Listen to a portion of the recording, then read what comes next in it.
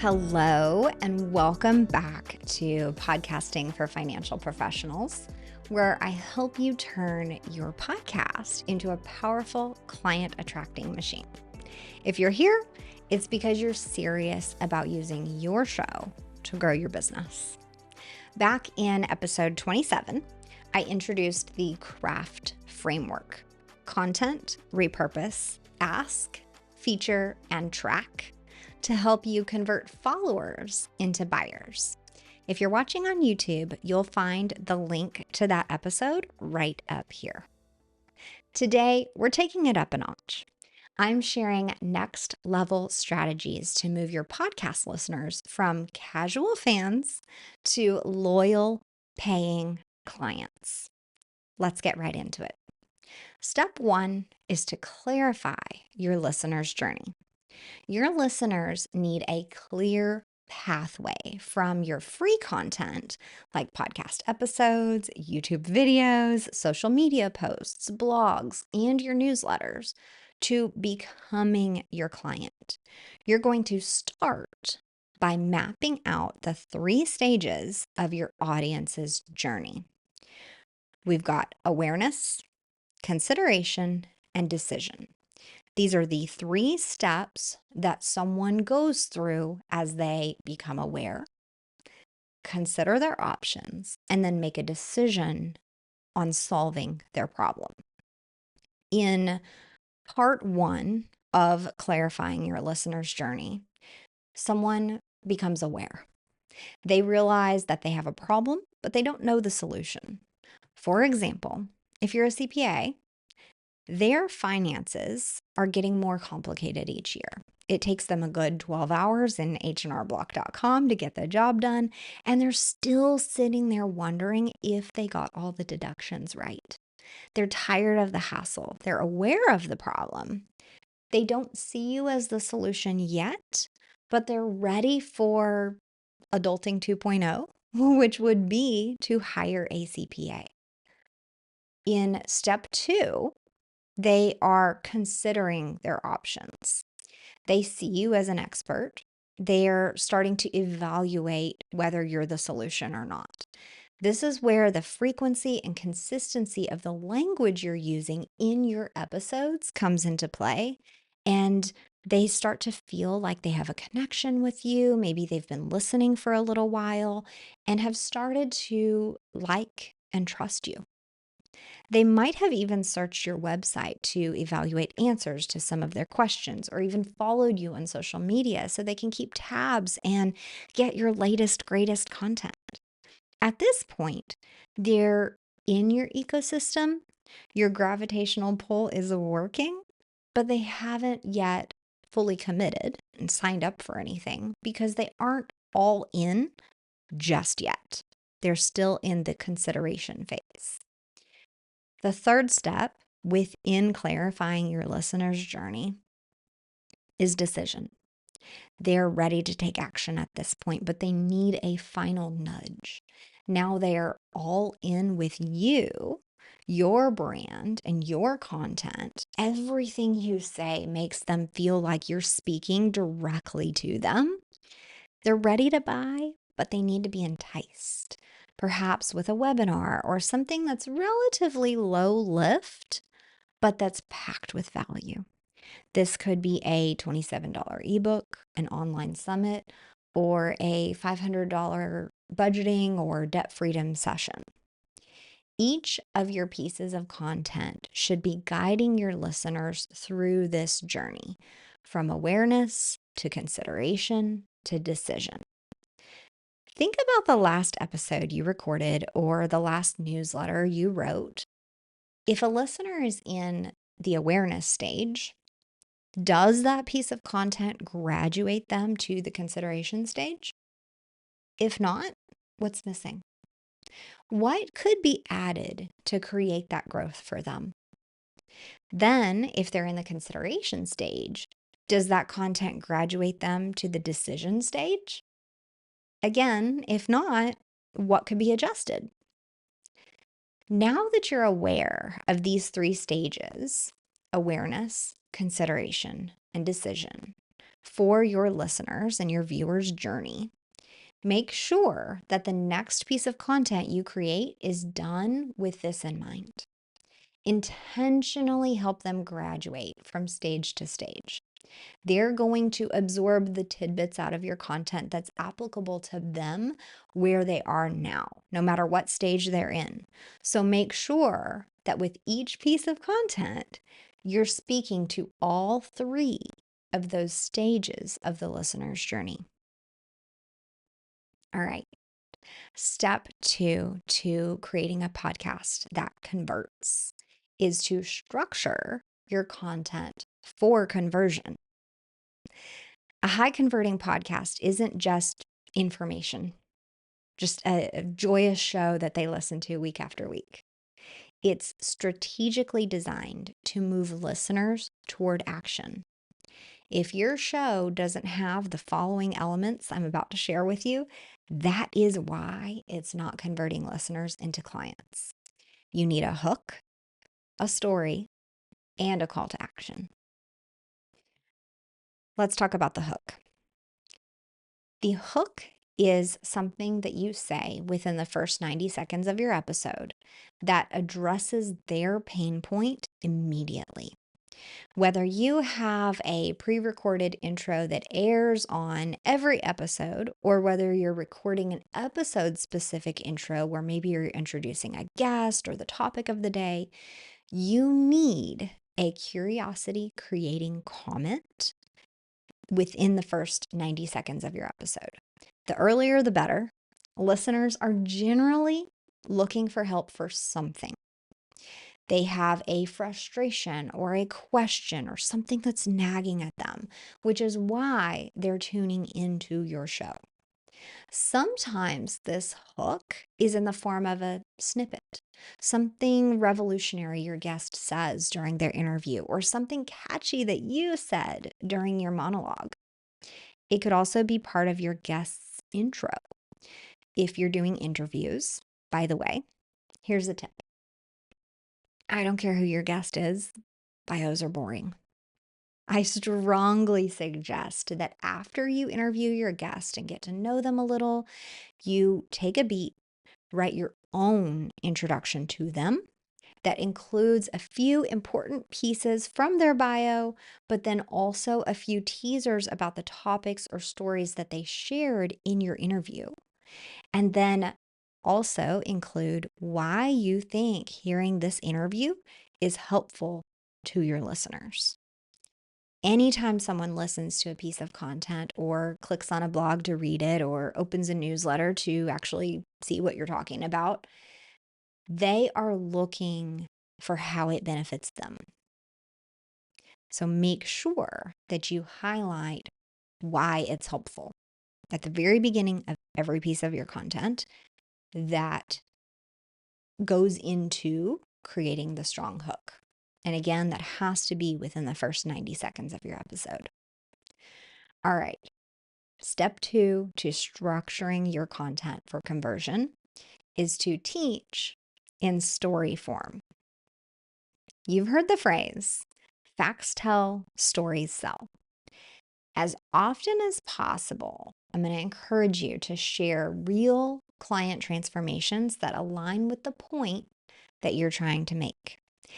Yes, you can absolutely anonymize the client. Yes, you can omit identifying details.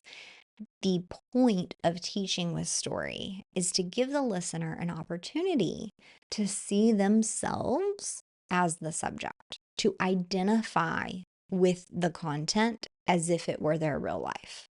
Maybe what's going on within the interview is also an issue that they faced or are facing. So they can identify with your guest and see themselves in the story. You want them nodding along or attempting to picture this scenario happening to them. The more that they can see themselves in your story, the more impactful the lesson will be.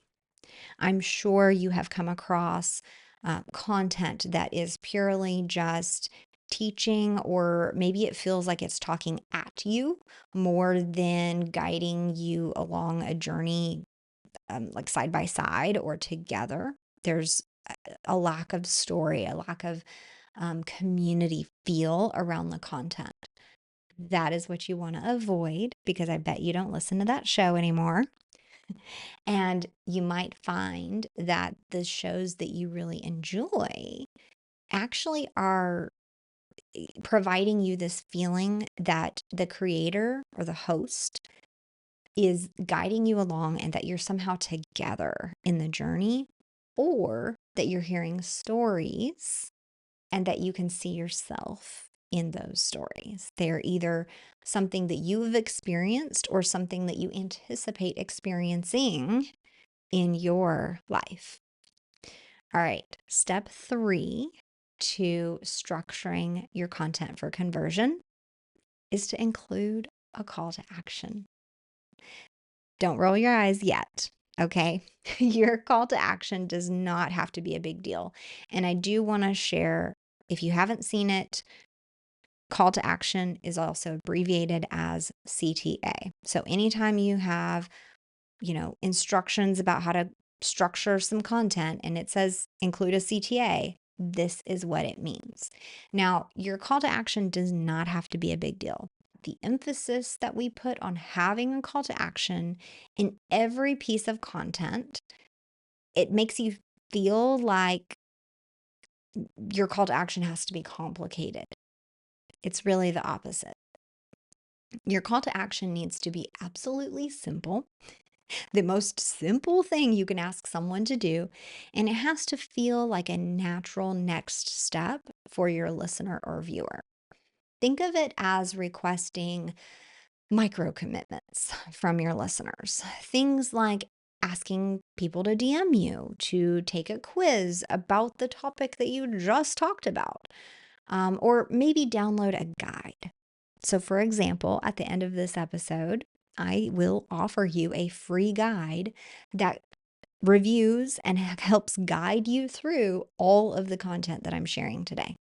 So, that is a great example of how downloading that guide and actually reading it and using it will feel like a natural next step to listening to this episode, right? You can hear it, you can think about it, you can envision yourself doing it or take notes on, like, oh, I need to do that.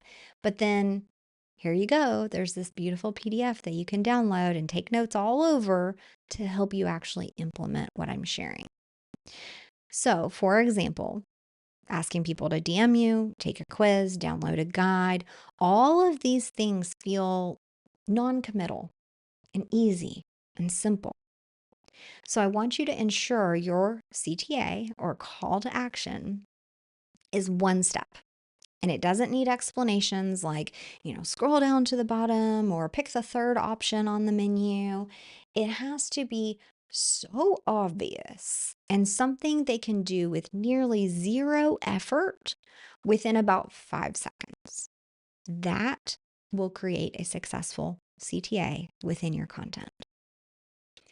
Okay, so now it's time to consider step 2, which is to structure your content for conversion and look at your recent content, whether that's a blog, a newsletter, a YouTube video, a podcast episode. And I want you to ask yourself, is this structured for conversion? Does it have a strong hook? Is there a story to illustrate my point? Did I request a micro commitment from my listener or viewer or reader? Then, in your next episode, add that missing element. So it's strategically designed, again, to move listeners toward decision. Okay. So we've talked about step 1, which is clarifying your listener's journey. We've talked about step 2, which is to structure your content for conversion. Now, we talked a bit about call to action. Let's talk about it a little bit more. Step 3 is to optimize your call to action for even higher conversions. Once you find something that's working a little bit, lean in.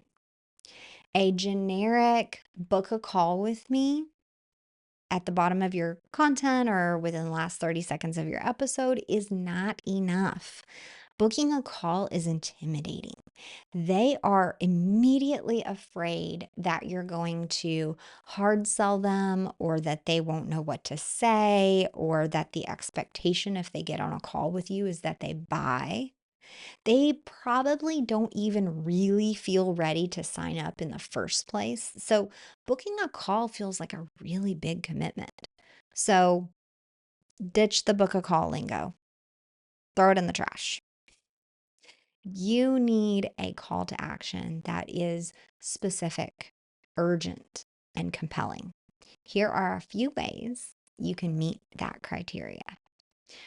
To optimize your call to action for higher conversions, I want you to make it time sensitive, potentially use a lead magnet, and personalize it. Okay, so let's start with number one, making it time sensitive. This month, I'm taking 5 new clients. Let's see if we're a fit. That could be your call to action. That could be your announcement, and it should be true. Don't say you're only taking 5 clients if you'll actually take 6, but it should also sound natural. Think about how you'd say it if you were in the front of a room at, let's say, a lunch and learn, and you're sharing this at the end of your presentation. By the way, your presentation should have a call to action if you are doing lunch and learns. So, your call to action could really be that you're standing in front of the room. Maybe there's 10 or 20 people in attendance, and you say, this month I'm only taking 5 new clients.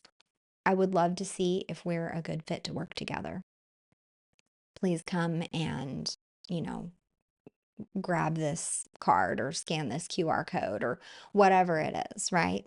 It should give whoever's listening, watching in the room, viewing, whatever, it should give them a little ping like, "Oh, like I got to sign up for this. I don't want to let this pass me by." The second way is to use a lead magnet. The good old lead magnet. This is a downloadable PDF, an ebook, a budget spreadsheet, a receipt organizer workbook, or some type of digital freebie that's useful to your listener. You want it to solve a micro problem for them. They might not be ready for a sales call because that feels like a big commitment, right? But they'll probably like a free downloadable thing that you've created to solve a mini problem that's related to their bigger issue, which is why they're listening in the first place. So consider your call to action being to sign up for something free. Here's a quick tip. I heard through the grapevine that short courses are actually working well right now in 2025. This is a series of, say, 5 to 7 videos and worksheets delivered using a drip campaign via email that walks this potential client through solving their mini problem. Can you come up with something that would help them make progress for free and turn it into a few videos? Sure, you can. And finally, the third way to optimize your call to action for higher conversions is to personalize it. If you're a financial advisor, for example, instead of saying, book a consultation, that feels intimidating. What are we even going to talk about in a consultation? Like, do I have to give you my money today? Like, I don't know. Try something like, let's run the numbers together and we'll find hidden opportunities in your portfolio. Make it sound tailored to your business, your offer, your listener.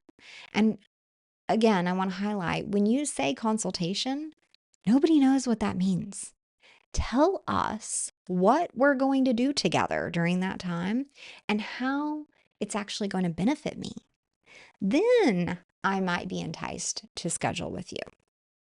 You see how that works? Tell me in your language what we're actually going to do during my consultation so that I am enticed, so that I can consider if that is actually a conversation I want to have. Okay, so your action step for this section, which again was to optimize your call to action for higher conversions. We need to include a call to action, but then we need to optimize it. Your action step here is to thoroughly evaluate your call to action. Do they sound boring? Are you saying what everybody else is saying? Are you just repeating something that some other YouTuber said? Change it up. Create a free e-course or start using that as your call to action if you agree that booking a call is just too intimidating for most people. Find a nice, soft landing spot for your listeners and invite them in a time sensitive, specific, and compelling way. All right, steps 1 through 3 had much to do with your content and the way you say things inside your podcast recordings. Step 4 is super important, maybe the most important, but it's outside your podcast and your podcast platforms, YouTube, etc. Step 4 is to create an off podcast engagement funnel. You and I both know that there's a bit of a disconnect for listeners from being on their podcast app or in YouTube versus being in your system as a buyer or client. Neither the podcast apps nor YouTube have a buy now button where you can put your book or your consultation or your membership program. You have to create the steps they'd take from where they watch or listen, leading them to wherever you want. A podcast alone won't convert simply because of this disconnect. Your listeners need to be able to officially enter your business's ecosystem by entering their email into an opt-in form or signing up for your group event, moving them from being a fan to being a participant. There are a few ways to do this. First, we're going to talk about email sequences. We talked earlier about the whole lead magnet thing, a free PDF or an e-course that they can sign up for to solve a tiny piece of their bigger problem. Typically, this freebie is followed by a series of emails called a welcome sequence or a nurture sequence. Make sure you're sending 5 to 7 emails dripped over a 2-week period to podcast listeners who download that lead magnet. If you don't have this in place and need this implemented for your brand, I would love to. Just send a DM to me that says welcome sequence and I'll get you taken care of. Another off podcast funnel option is by hosting a private community. This can be a LinkedIn group or a membership through Circle or Member Vault. There's lots of membership platforms out there that you can sign up for. Private memberships typically are for a low monthly fee in exchange for some type of problem solving course materials and perhaps a live Ask Me Anything once a month. I've even seen some recently that are structured like a challenge where they meet once a month, come together, share what the challenge is, discuss ways to complete the challenge, and then meet once a month later to celebrate those that completed the challenge. And there's, of course, lots of interaction throughout the month celebrating people's progress and helping them troubleshoot. So there are lots of ways to structure a membership. And people are absolutely craving community right now. So even if people want to just get together to discuss topics, holding space for that conversation is a great way to provide value and maintain or elevate your status as an expert in your field. And finally, there are many opportunities for what we're going to call one-to-one touch points, which is any way that you can allow direct interaction with your listeners and own that communication channel is effectively part of your funnel. If you have a social media friendly crowd, the conversation might start in your DMs. If not, maybe you're over on LinkedIn, or maybe your emails are busy because your listeners are working professionals. However, your audience works best, craft a path for those listeners to move from fans and just listeners and viewers to actual participants. Now, your action step for this section is to choose one off podcast touch point and start implementing it this week. Don't be surprised if it takes time for this new touch point that you've decided to create traction, or for people to start participating in it. It may require 6 weeks of you telling them, this is how I want you to contact me, for it to start working. But this is the very start of your funnel.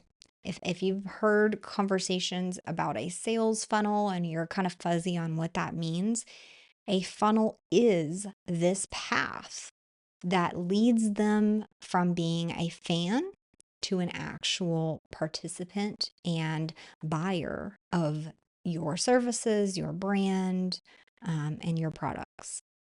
Now, for our last step in creating a podcast that converts, is to track and tweak for better conversions. This is step 5. You've heard it before. What gets measured improves. If your podcast isn't converting, you need to adjust your strategy. This is tough to hear if maybe you've only produced 30 to 40 episodes. You might not even have enough data to make informed decisions about your strategy because you're still building. In this case, you want to go back up to steps 1 through 3 and make sure you're nailing those in every episode. When you're early in your creation journey, as far as like podcasting, YouTubing, whatever type of content you decide you're creating, you have to rely on formulas and things that have worked for other creators. When you do that for 30 or 40 episodes, you start to gather data based on formulas that work, right? And you want to just make sure you're still nailing all of those formulas. You didn't like let a piece drop off for every single episode. And focus on your marketing. Get the word out about your show so that you can start to get more data.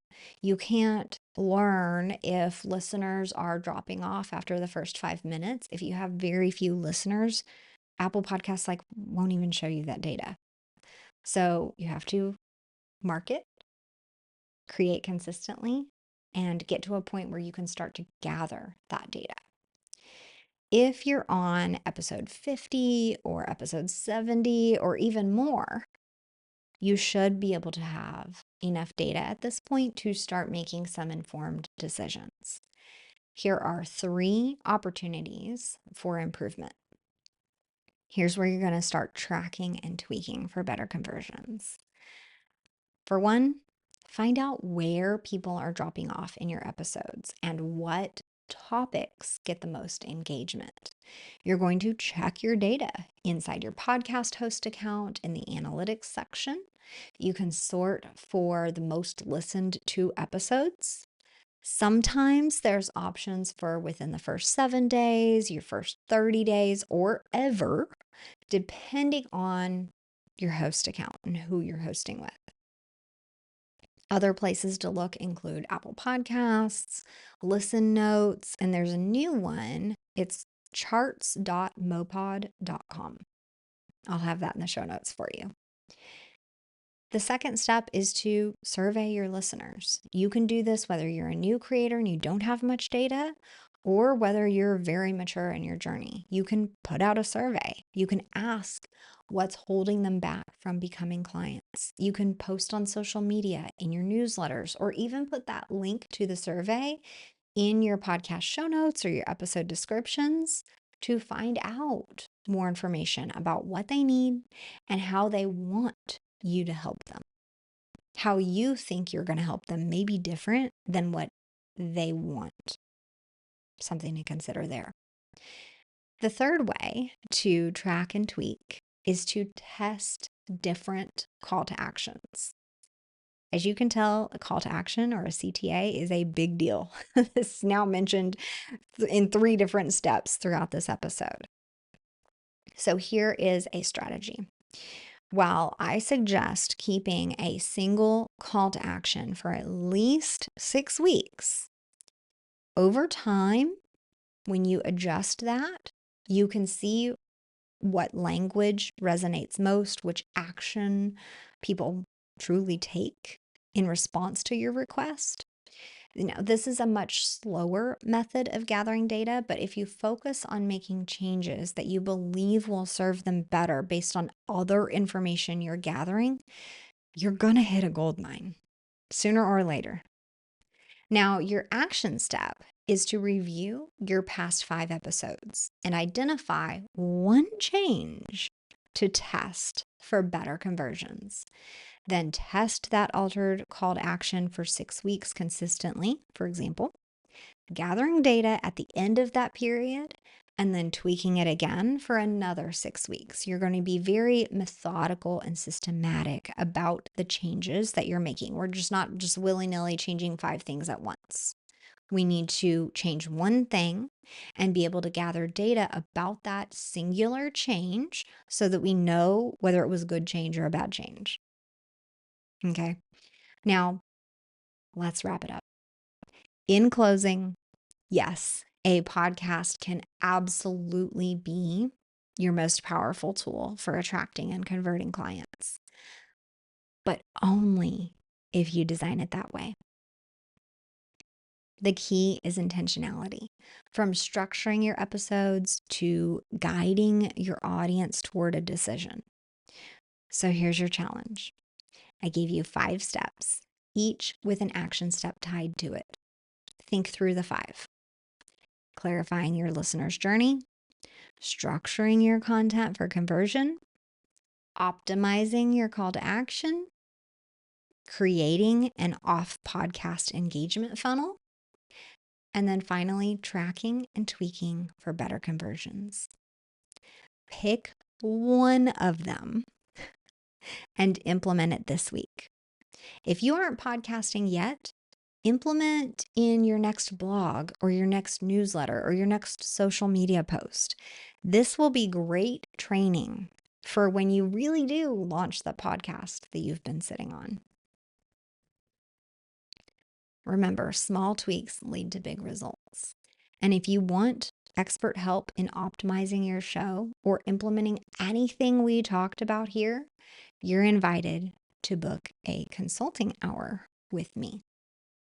You're going to start by DMing me on LinkedIn or grabbing the free guide that I promised you in the show notes.